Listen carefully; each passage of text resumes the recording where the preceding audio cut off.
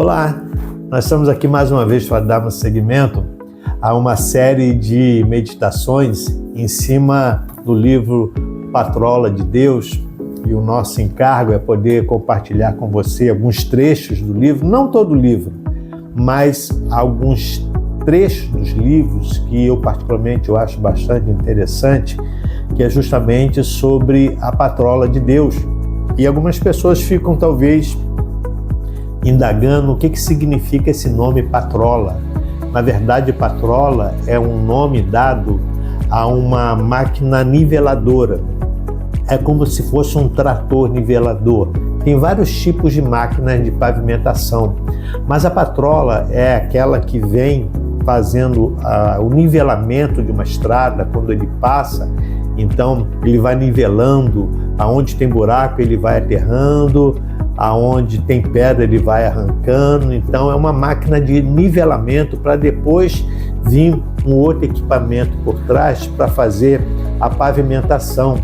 Então primeiro precisa nivelar para depois pavimentar, colocar o asfalto, ficar uma estrada adequada para se passar os veículos, as pessoas, enfim.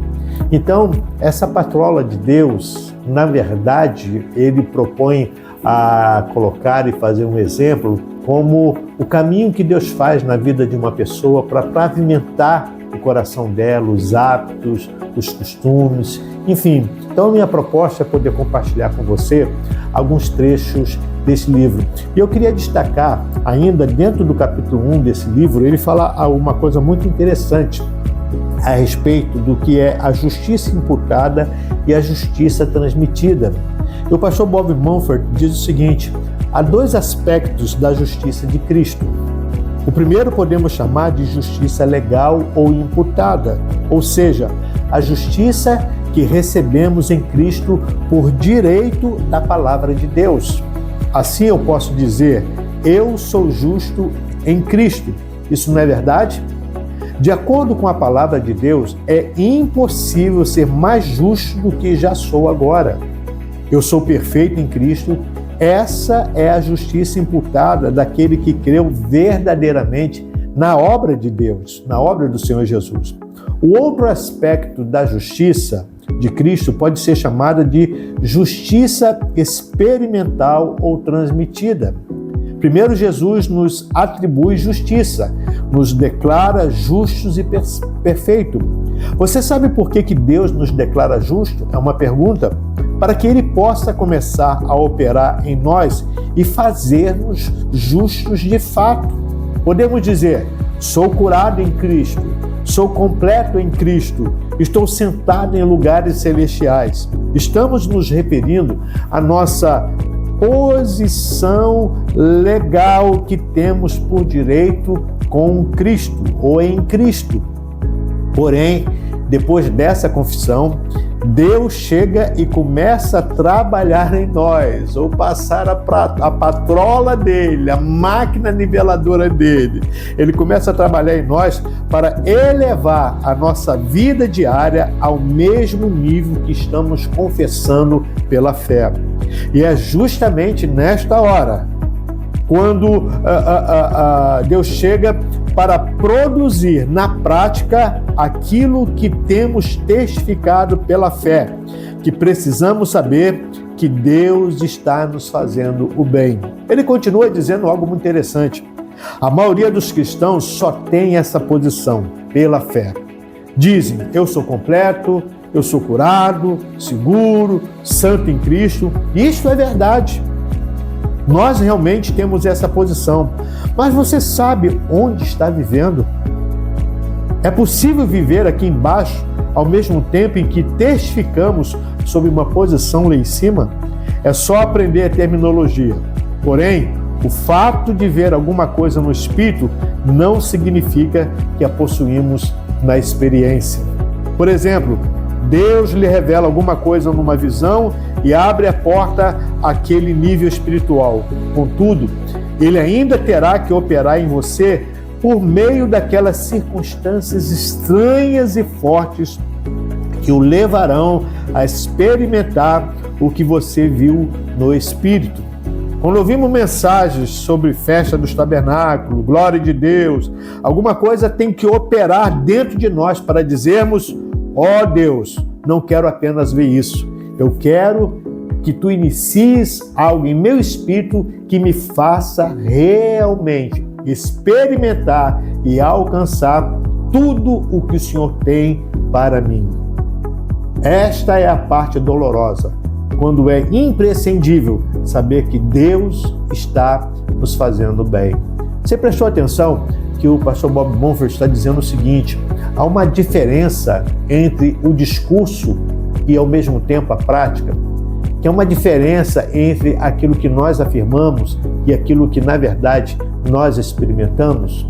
Volto a dizer mais uma vez para dar sequência aqui, é que nós estamos hoje com muito discurso, muita gente com um discurso que é isso, que é aquilo, que toma posse disso, que toma posse daquilo, mas experimentalmente nós estamos muito longe dessa realidade.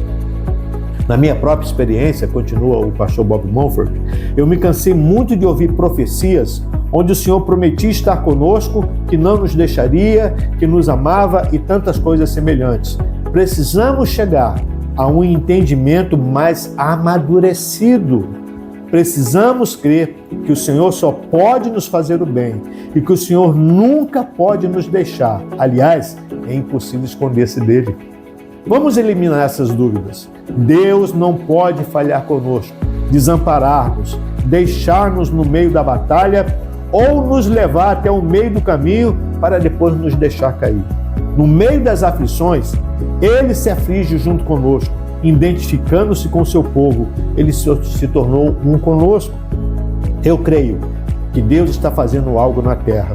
Faz pouco tempo que fui convidado a falar numa série de reuniões de uma igreja católica.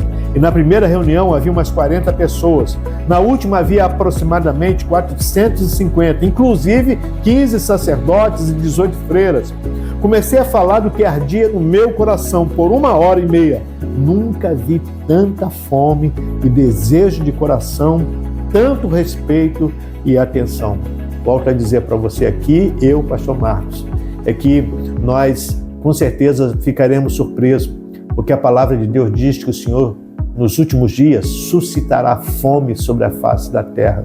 Não fome de comida, nem sede de bebida, mas fome e sede da presença do Senhor.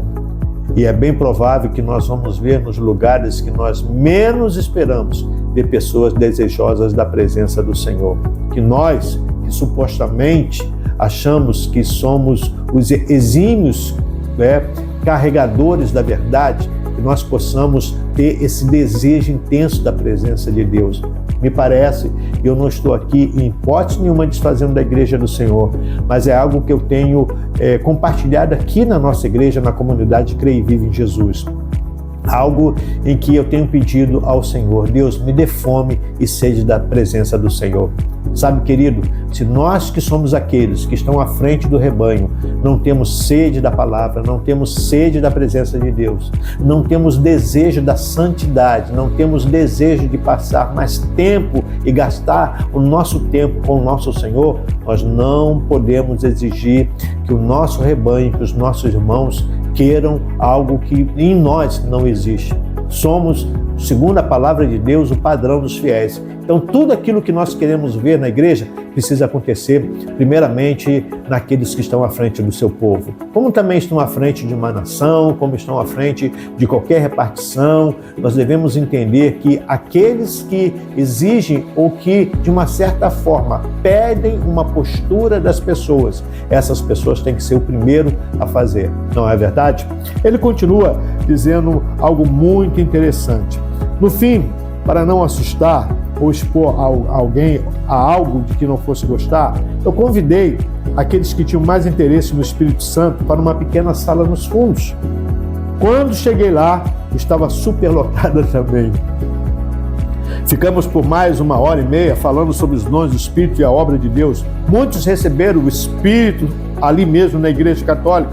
Saí de lá dizendo: ó Deus, que dia maravilhoso para a igreja. Ó Deus, que eu faça parte desta obra gloriosa. Contudo, alguém dirá: Mas Bob, você já está fazendo parte? Ouça o que eu vou dizer. Eu poderia estar na frente e falar sobre a obra de Deus nesses dias, enquanto eu mesmo nem fizesse parte do que Deus está fazendo. Não adianta nada eu entender todas essas coisas e até poder ensiná-la aos outros se eu mesmo não as estiver experimentando e praticando, vivendo no mover de Deus. Pense nisso.